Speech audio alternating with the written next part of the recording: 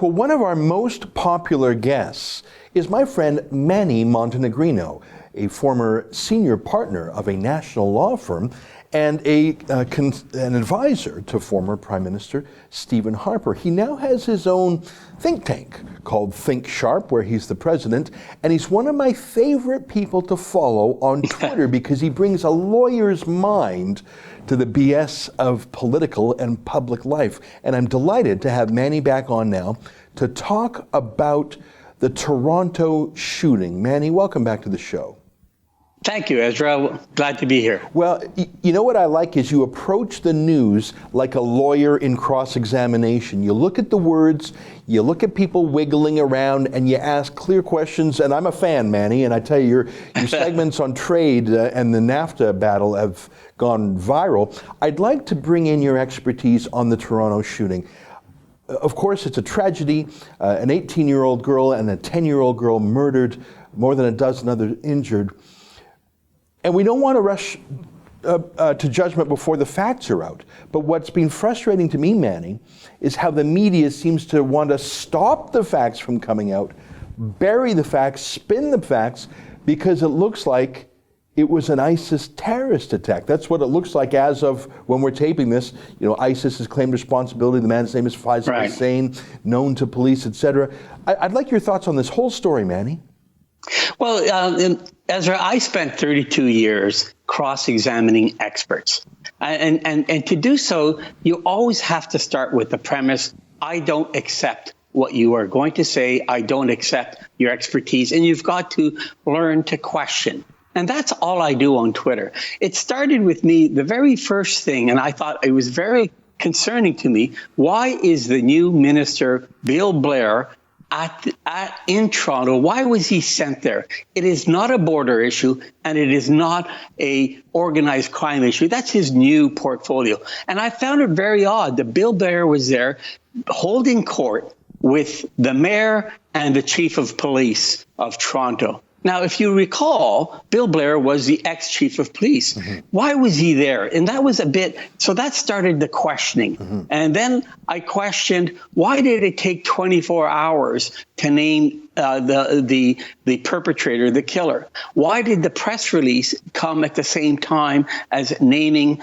the murderer? You're talking about the press release that was purportedly from the family, but it turns out it was written by a Muslim political activist affiliated with CareCan. So, and that was kept hidden too. Who actually wrote the thing? There were a lot of curious details. Sorry, I interrupted you, Manny. Keep going. Yeah, no. So when those facts started popping up, it just seemed irregular. It seemed improper. So then you start looking for more and asking more questions. And the more questions I asked on Twitter, the more I became concerned. I must say, I did think that it looked like it was orchestrated. There were too many hands involved in not having the right story out. That got me concerned. Yeah. And so I asked more questions. And then as I asked questions, a day or so later, we find out the truth, that the family is connected to a lot of violence. His brother is in fact was a drug dealer, knows a good friend that has access to guns. So there's a lot of information that, of course, wasn't in the press release and, of course, wasn't given to the public. So it got me concerned. And then you ask yourself, what is the overarching point? Why is this happening? And there has to be a broader sense of, people don't conspire to do things unless there's a broader purpose. Mm-hmm. And the broader purpose is to give a message. And I think that's what concerns me. And the message is, be damned to the innocent victims that were killed. Be damned to the people that were injured. Be damned to the truth. Let's get a message out there to keep people happy. And that's when I became very concerned. Yeah. I think the facts are coming out slowly but surely.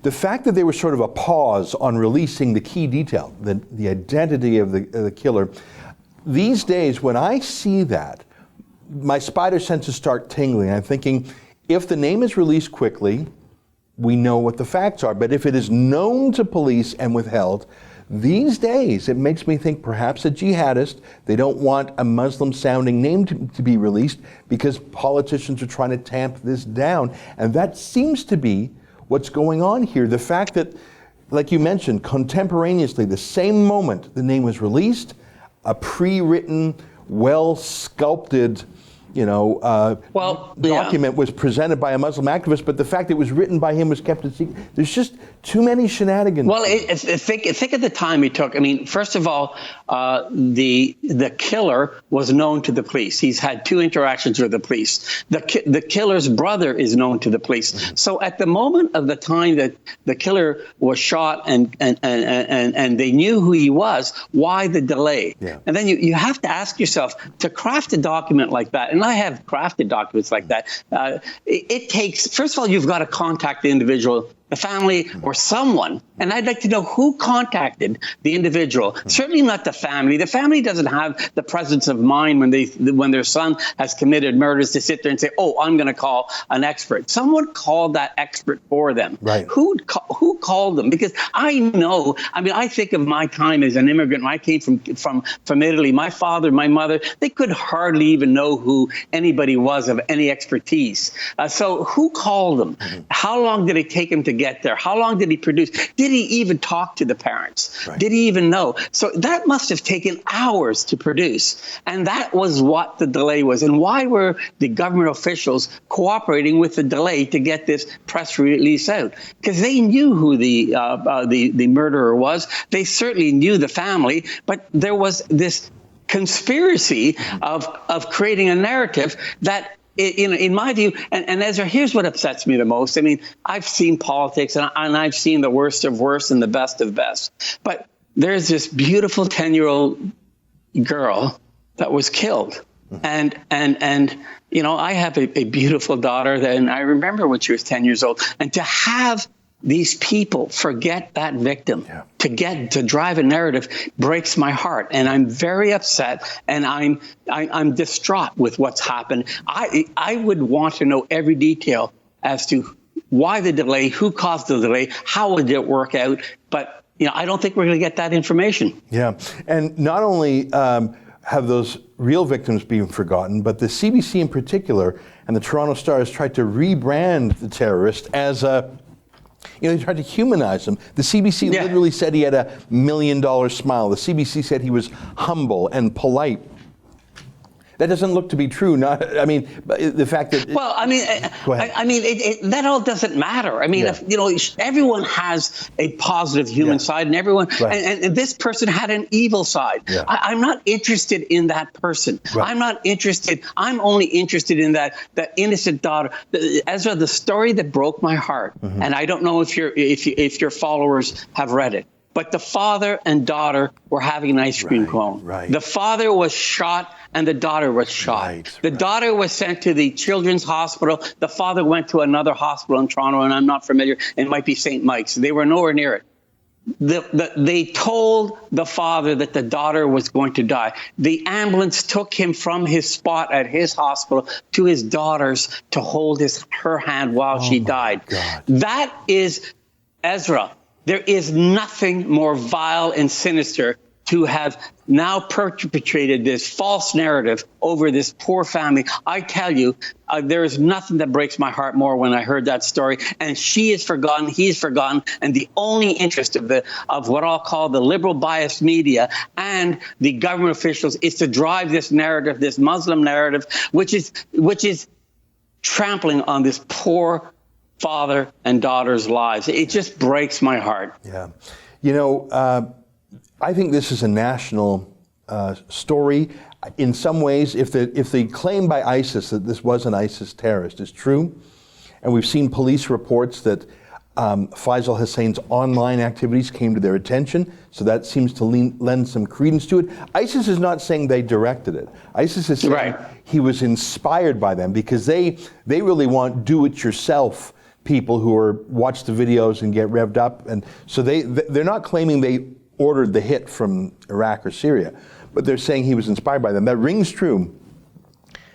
And yet our Prime Minister is still on vacation in BC Monday, Tuesday, Wednesday. Every day, if you look at his official calendar on his website, it says personal day. He hasn't broken off his sandcastle vacation to even make a public appearance, a public statement. If this were George W. Bush and Hurricane Katrina, it could be almost a career ender.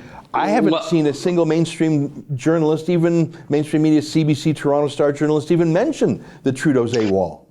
Yeah, no, I don't judge Justin Trudeau with George W. Bush. I judge him for himself. Yeah. When there was that false, fake hijab story, and it was a minor incident, if it were true and it was proven to be false, Justin Trudeau tweeted, and not only did he tweet within hours, but he tweeted the victim's name, who she was not a victim. Yeah. It was all perpetrated. It was all a fraud. Yeah. Here we have another innocent girl, 10 years old, killed, and no tweet, no heartfelt discussion about her, on holidays, ignoring.